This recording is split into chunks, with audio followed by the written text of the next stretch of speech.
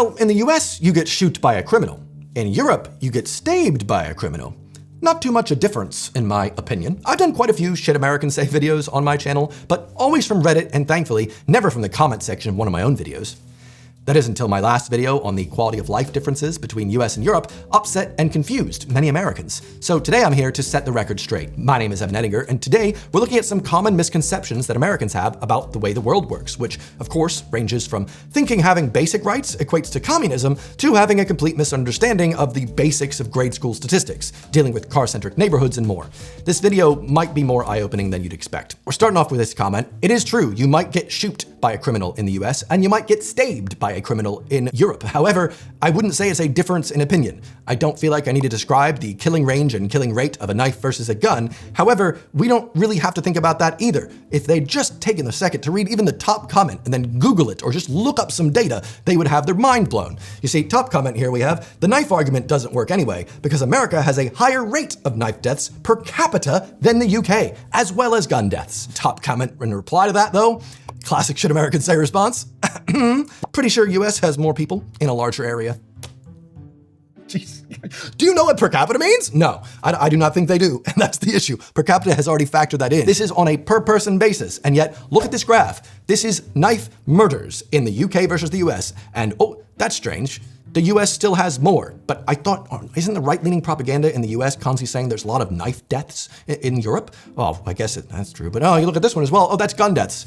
This is the graph, by the way, that you can just experience from living over here. This is the thing I was explaining, was you can just feel this. This as well, though, not that bad. Overall, much safer from knife stabbings and gun shootings. And for the rest of the comments that I'm going to be bringing up from my recent video, I really want you to focus on what this one person here has said, because I really think they're very correct on this. So from where I'm sitting, it seems like American exceptionalism lies at the core of most of these issues. Yes, very much so. The idea that any other problem outside of America that has been solved, it can't be solved the same way in the US because America's different because of reasons. Oh, public transport can't exist because American exceptionalism. Oh, we can't have that gun problem solved because American exceptionalism. There's no way of viewing the world outside of the American lens when you are brought up in the country and told basically nothing outside of the country except from an American perspective. And that's so detrimental. These are the type of Americans that are also existing amongst you. We have, when the Russians and Chinese kidnap your children or shoot you, you will wish you stayed in America. And if you're like, oh, well, that's just one crazy American. Oh, no. If I search for Russia or China in my comment section from last week, it's just, here's another one. Of course, if Russia or China decide to overrun your little handout havens, we all know who you'll run to. These people are living in some fantasy world where, for some reason, the Chinese government, the Chinese army, and Russian army, they're just moments away from invading their shithole town in Kansas. And the first place they're gonna go is this guy's house who's got a tiny little gun collection. And they're like, oh God, I'm gonna be able to protect myself from foreign invading armies that have bombs and trained militias because they won't come for me. No, don't tread on this guy. I've got 3 different guns in my house. It's such a Lulu brain space to be in, but yet, I don't blame them, because the fact that so much of American media is promoting this essence of fear all the time. And I will say, it brings Americans together against a common enemy of like, oh God, what if the Russians or Chinese invade any moment now? But in reality, the video of mine was like, here's all the rights I've gained. And these people are like, yeah, well, Russia or China are gonna invade and take them away. All right, let's just take off the little tinfoil hat, please, thank you. Now this next comment is incredibly interesting because it really allows you to see into the mind of many Americans that aren't crazy, they just don't know any better. For instance, this comment says, while you wouldn't move back to a car-centric neighborhood, I prefer to live in a car-centric neighborhood. I like the larger yards and quieter neighborhoods. I like driving my cars. Now, this comment doesn't mean any harm. They're like, actually, I like my way of life, and you've described your other one, but I like my way of life, so that's what I'd like to keep. What they're forgetting is they're looking through everything outside the US from a insular US perspective. So you like quiet neighborhoods? Did you know that the loudest part of neighborhoods most of the time is cars? Yes, can you believe it? Also, wanting a large yard and wanting to be able to drive your car that you like, oh boy, I'm about to blow your mind. Right now in your, not car-centric, car-dependent, you have to drive. In your car-dependent neighborhood, you don't have any other choices. You just have to drive around. The other day, last year, I actually uploaded a video on my second channel. That's right, I have one of those, where I cycled from Amsterdam in the Netherlands all the way to Utrecht. 50 kilometers. Just wanted to see what the infrastructure was like. You know, you watch too many Not Just Bikes videos and you're like, I bet I bet it's not that nice. It was that nice, in fact. Not once did I have to go onto a major road. I got to basically cycle on safe, protected cycle paths the entire way, and I had an amazing journey. I got to see so many things. But, oh, what's that? Oh, this was an interesting little town that I passed by that had, oh, lots of cars in it. These people, they have a nice little place. They have a cycleway that's next to them, but they also can drive. And what's this? Oh, a very large yard and cars. So the people that live in this town, which by the way is nowhere near a city, this place was in between Hilversum and Utrecht. And these people have a very large yard, they have a car, and guess what? If they want to go out, they can choose to drive because maybe they're like you, they like driving. Of course. Or they're like, I just want to take the bike today, or I want to walk to the train station. They have a lot of different options available. They have a lot of choices. They have a lot of freedoms to choose. If you live in a car-dependent neighborhood, all of that choice is taken away from you, and you have no choice. You just have to drive. So if you like driving, you would actually want to live in a better designed neighborhood that gave other options, especially because if there are other options, that's more room for you on the road to drive. All the other people are going to be cycling or maybe taking the train. They don't have to drive, so they don't have to drive. Doesn't that sound lovely? Right? Assuming that neighborhoods that aren't car dependent, aren't quiet, and can't have the amenities that are available to you in your small American town is an example of not having much travel experience outside of your small American town. I would highly recommend if you somehow have the money to save up to go travel to visit a place, do it, please. And this goes as well for the next comment here, which is in two parts, very similar to the last one, but on completely different topics that show Americans thinking through their American lens exclusively at all times. As someone who has experienced socialized healthcare in Canada, I vastly prefer the system in the US. That's totally cool. You can prefer the system in the US. Maybe you have a lot of money and privilege to be able to have a good insurance package at your job, and you're like, I've heard and had experiences with my family with this bad system in Canada, so I'd rather have this US system that's good for me personally. That's okay. But yet again, what might blow your mind, can you believe that even in countries with socialized healthcare, you can still get private healthcare and spend money? I know. Yet again, you're given the choice. When I went to the hospital in London, I didn't have to go to the free hospital. If I wanted to, I could have just called up, gone to a private place, spent a lot of money and gotten better care. But I didn't. In fact, I didn't have to. So it's kind of nice that, let's just say you have a lot of money, you can choose to get, better care, more immediate care. Sure, spend all that money and get that. But it doesn't mean that the people that can't afford things in society have to die.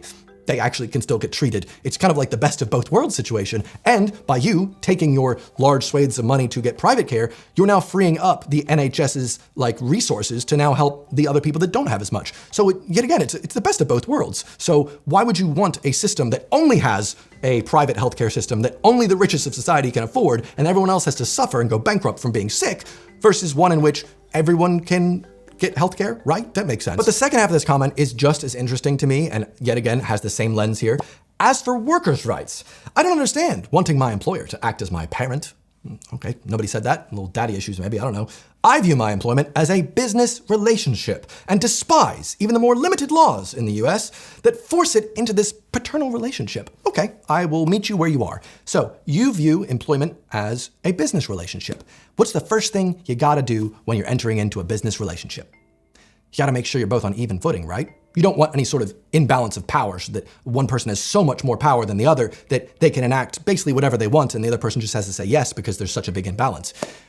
Well, if you're in the 1950s, I'm sure that your little business relationship thing probably would work. Just go into a ma and pa store, shake hands with the owner, and you've got a job, you work this amount of money, you get paid. Sounds great, right? However, we're currently living in 2025, most of us are, and so no one's really shaking hands with ma and pa stores anymore. We're now shaking hands with billionaire conglomerate corporations whose entire goal is to siphon as much capital from society as possible to give the profits to the shareholders. And you, little man, are going up to this business and you're like, I don't need any laws. Actually, you can set your own price, big company. I really trust you. I love licking those boots. It's a very, very strange argument to have, especially because it's just showing you haven't read The Grapes of Wrath, isn't it? If you guys haven't read The Grapes of Wrath, it's an American classic bit of literature by John Steinbeck. Beautiful book. Very, very, very fascinating. Just one of the segments that's really eye-opening is the experience that happened when a lot of the poor were promised high-paying jobs if they moved to California. And when they went there, it turns out there were so many of the poor that were trying to get jobs, the companies were like, oh, I know we said we were going to give you $25 a day, but 10 cents a day is what we're offering. And when they're like, what do you mean? We can't live off that. They're like, well, if you say no, We got a lot of poor people behind you, and 10 cents is better than 0 cents. And so that's what happens when you don't have laws to protect people. The companies will do whatever they can to extract as much value from people as possible, because money is corrupting. That's just how it works. So the government is actually meant to step in to make sure that companies aren't doing these awful predatory practices. A lot of people complained on my video saying, well, why did you work at a $2.13 an hour job for 5 years? So some things that a lot of Americans might not realize if they just are, I don't know, reading into right-leaning politics a bit too much. We're not in a society where you could just choose any job you want. Having a job and having a small amount of money is better than having nothing. And when you come from nothing, $2.13 an hour plus whatever tips you can get is good, and it is better than having nothing. And so the idea that, oh, well, that's because you didn't get another job and you should have asked, I never once got a raise in my 5 years. Pizza Hut didn't agree with that. They said we didn't have to, $2.13. And yet again, the serving wage is still $2.13 in most of the USA. Sure, you could say, oh, but what about tips? The companies aren't paying anything. They don't pay the wages. They don't pay the holiday pay for servers. It's just insane. The idea as an American who's read hopefully the history books to teach you about the workers' unions that fought for the rights that you currently are able to have, going, I don't even like the limited rights we have, is anti-intelligent. It is unintelligent. It is anti-knowledge. It is genuinely stupid. And I hate using that word, but also it is genuinely stupid. I hate that there's such a pussyfooting type of thing, especially on YouTube. You know, someone like me, I'm not supposed to say any of these opinions, because if I say these opinions, well, then those people get hurt and I lose subscribers. But life is about more than just fucking numbers, you know, money, subscribers, all that type of stuff. I just feel like if we're not saying what's actually really happening in the world, then people will continue living in these fantasy lands in which their rights aren't that big of a deal. Because at the end of the day, I make videos saying, hey, isn't it nice to have free healthcare and basic rights? And I get comments like, I feel like this guy is the poster boy for socialism. There it is. If you guys are playing Should Americans Say Bingo at home, you can cross off your socialism or communism tick board. There we are. It's very sad that the American education system has really conditioned Americans to believe that any sort of increase in the rights that were established in 1776 and the scant little rights that they were granted through the 1850s and through the 20th century, that's where it ends. No more rights allowed, because any more rights, that's socialism. You can't do that, and it's supposedly a bad thing, remember? Basically, his point seems to be people in Europe voted for Democrats. Now, I will be honest, guys. I have a bad habit I've been trying to get out of. And when I get comments that are so like this, I laugh, and I laugh at the person. It's a bad habit. However, when they're in my comment section, I'm like, you came here and you thought Europe had Democrats? If someone had done this to me, a YouTuber or anyone else, and was like, imagine thinking Europe had Democrats, you know what I would do?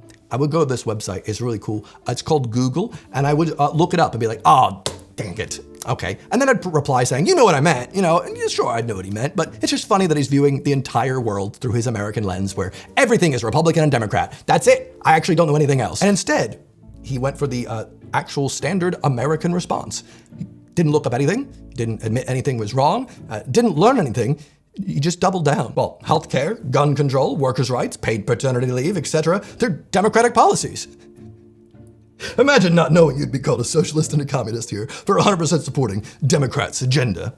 So, for those of you that aren't American, this is the perfect example of an American brought up in an American society with only American information, and they just haven't received any information. And even watching the video that I uploaded showing, hey, here's my experience, and I'm one of you actually, I'm from America, and yet, look at this, isn't this nice to have all these rights? Someone like this is like, Democrats in Europe? That's a socialist, communist world we live in, not in my USA. And this one really upsets me, not because of the awful spelling, but because, let's see. So I see he is positive in 15 min cities, like WEF would like everybody to live, easy to control population like that. There is a large subset of American society that has somehow been convinced that nice things are actually very bad. And a conspiracy is that nice things, like being able to not wait in traffic, just go outside and get things you need, see people, human beings outside, and have everything you really need within 15 minutes, but you can still, go out and go further than 15 minutes. Americans have been convinced that's a bad thing, because supposedly that means you're easier to be controlled. Oh God, gotta put on a little conspiracy hat. Nobody's gonna control me. No treading on me, not in my house, no China, no Russia. And they cannot understand, because they've yet to experience anything outside of what the media has told them and what their small little lives are in their small little towns. And when they get this information from, for instance, my YouTube video, they go, nope, it's the Chinese and Russians and they're trying to control the population. And it's It's fucking sad. Don't cancel me, but in my opinion, if Fox News and Twitter algorithms promoted the idea that breathing is actually super woke, we might actually get some improvements in America for once from the collective shift in the average IQ. I know we're all over the place with this, but I wanted to say I do appreciate all the kind comments I received on that video. I didn't expect all of the views I got on it or all of the positive or negative comments, to be very honest with you. But I'm very thankful for the people that were able to understand that I was just speaking my truth. I was like, here's my life experience. Here's what I've learned. That's very much what I do on this YouTube channel. And it was a raw topic that I wasn't necessarily like happy to talk about. It wasn't like, oh, I can't wait to make people think about these uncomfortable truths that I've experienced. But it was just my blunt, honest opinion on everything that's gone down. And I really appreciate people that were able to see that. However, this comment we've got from Cave Thug, we've got, please do us a favor and stay there. You're the special kind of stupid that's dangerous. And he keeps going on. I'm too stupid to know that I'm stupid, you see. He's very upset. I don't think this person got past 2 minutes because there's a special subclass of American who, when they get any information that's like negative towards something they believe in, i.e. guns in this instance, oh no, we cannot accept. You must be dumb. Absolutely. Your lived no. I've not experienced life in any other country, but I can say you must be dumb because, and the reason I'm bringing this up is because this one line is very, very great. I've been around guns my entire life. Been shot 0 times. Been shot at 0 times, including trips to Philly, Chicago, and Detroit. Astonishing, isn't it? That is astonishing that actually was supposed to be like a very good like mic drop moment. Like, can you believe it? I've never been shot. So I guess gun violence isn't a thing. This guy's just said he's never experienced it, so I guess it's not a problem. It's sort of like men who are like, I've never catcalled a woman and I've never seen it happen, so therefore I think women are exaggerating a bit. Why do I bring that up? Well, because that was actually something that I believed at one point in time. When I moved to London, I had heard all these things. There was the man-spreading movement, and I was like, I bet women are exaggerating a bit with a lot of this stuff. And me and my other guy friend were talking to my friend Dodie about it and saying like, do you really have this issue? And she was like, are you serious? And we were like, yeah, we would never do that type of thing, so maybe it's not that big a deal. And she was like, okay, come with me. So we just went for a walk to Elephant and Castle Station, just about a 25-minute walk. We walked quite far behind her just to watch, and it was an incredibly eye-opening experience for me. And that was an immediate point in which I went, oh, I am wrong, and actually, maybe I should just listen to women, because 7 different men leered at her, catcalled her, said things from across the road. She wasn't dressed in any sort of way, not that that matters. She was just out for a fucking walk to the station, and multiple men came up to try and talk to her in an uncomfortable way. So that's when I went, oh, okay, maybe we should just listen to women, or rather, it's not a man and woman thing in the slightest. Just listen to people that have different life experience to you. It's really not that hard. Now, this is pretty par for the course. All these shit Americans say things are pretty standard American exceptionalist comments that you see online. But this next one combines everything into one, including people from older generations who truly stopped learning when they were in their 30s. The lazy get the poor life they deserve in America.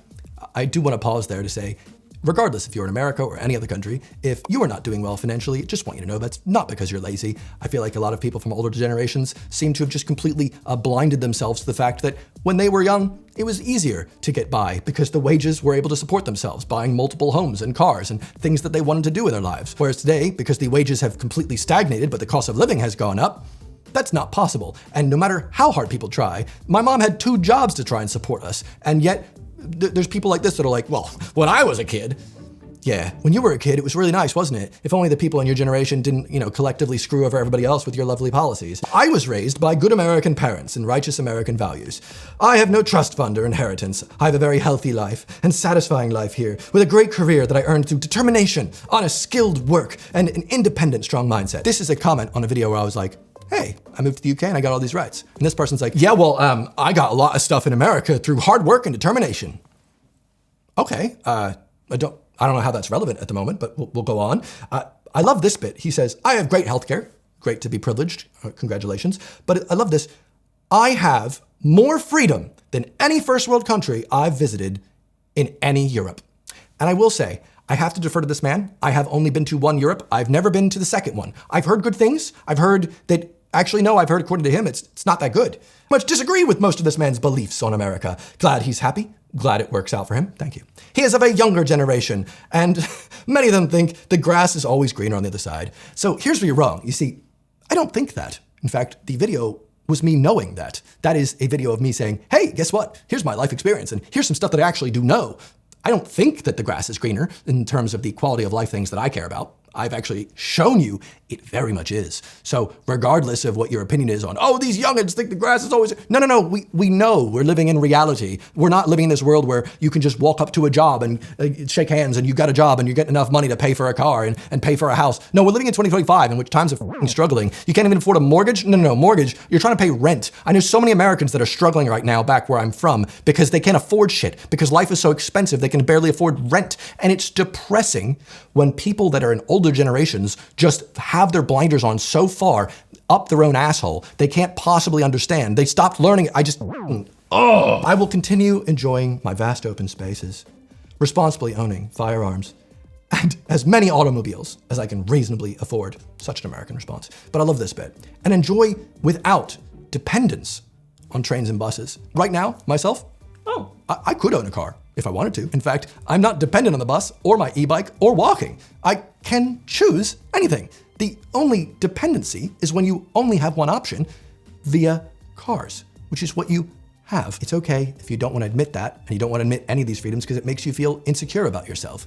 That's okay. I'm not saying that with this information you have to be upset about your current privileged life. It's totally okay that you're living life really nicely and you're satisfied and you worked hard to get where you are.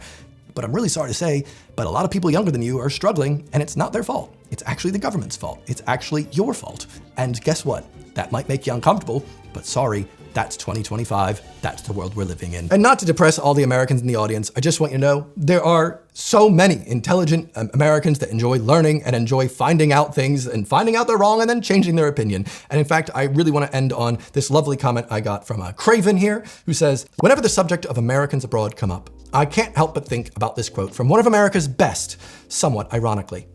Travel is fatal to prejudice, bigotry, and narrow-mindedness, and many of our people need it sorely on these accounts. Broad, wholesome, charitable views of men and things cannot be acquired while vegetating in one little corner of the earth in all one's lifetime. Mark Twain, great American. So that is something I genuinely believe in, and I kid you not, the second I landed in England and was able to experience things, and the second I traveled to other countries and was able to experience things and talk to people and learn about how life is different and not necessarily better or worse, but different, and then learning about it and learning what makes those differences the way they are, that widened my worldview. That made me understand a lot more. And I wish that more people had the opportunity to do that because I genuinely believe that travel is one of the biggest things that you can do to open your mind to things and get out of the insular education system in the US where all media is currently from a US lens. I do think that's personally the biggest problem here. And I don't know any solution for it, except maybe spend some time watching YouTube videos on any topic that you want from creators that aren't necessarily American. I love watching YouTube because there's so many things that I can learn about the world. But if you're always turning yourself off to any information that slightly threatens your worldview, you're going to remain someone that is in the past. And that's just insane to choose to be like that. Anyway, yeah, everyone spotted the Rob Words cameo. I took him out to the Mayflower pub in London for a little cheeky pie and a pint the other day. It was really nice. Just threw him in the video and I didn't expect as many people to see him. But hey, we have a collab coming at some point whenever I finally get around to finishing this script. I'm busy. Anyway, thank you for watching me this Sunday again. Thanks for joining in. Hopefully you learned something today, and hopefully this little video that I've made today has finally allowed me to get through the giant videos that I've been filming for the last 3 months. Also, thank you very much for 1 million subscribers. I watched the 1 million subscriber rollover the other day, and it has skipped. I've been making videos for 15 years, and I have always viewed myself as like the small guy, the smaller YouTuber. I always struggled, but 15 years of trying my best and just making videos every Sunday, no matter what. And I'm just really thankful, especially because, like I said, that last video was me really bearing myself out there. And I try to do that with everything that I do. Every topic, it's very much like, I just want to be honest, and thank you. Thank you for helping me do this for a living. As I said, this wasn't always my job. I've worked many jobs, Pizza Huts and Urban Outfitters. I've worked in many different offices and different marketing firms and trying everything I can to stay in this country that I love. So I'm just thankful that now I just feel happy. I can do what I want, and I'm just so thankful to have you here. So thanks for watching, and I'll see you next Sunday.